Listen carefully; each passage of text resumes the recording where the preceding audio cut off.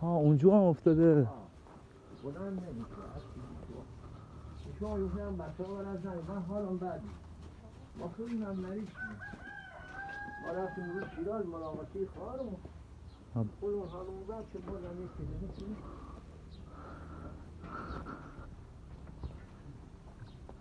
داونر سیندروم. گفت چاقم اتا سر حاله. خب اینا حالا از کجا میرفتن داخل ایگه آقا؟ از این جلو از روش از کجا؟ ایوری بی حالا گشته ایور. ها داره میشه. خوراک ریختم خود گشته ایور. میخواد بالانش حرکت کنه نمیتونه.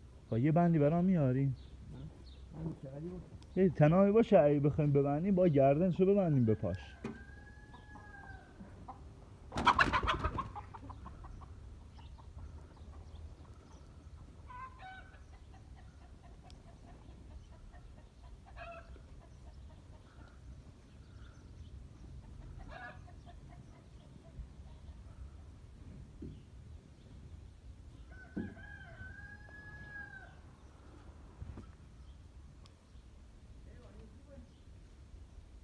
خوبه. میخوام گردنشو ببندم به پاش.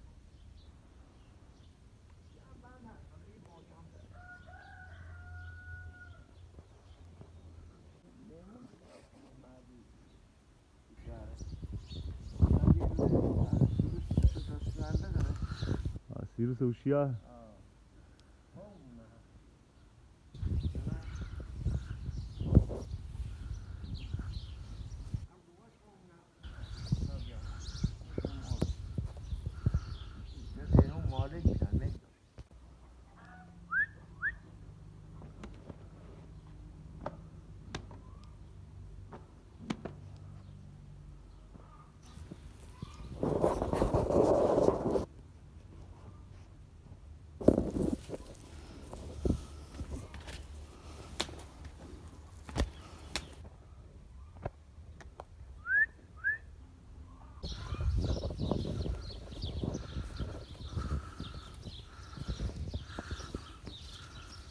After treatment.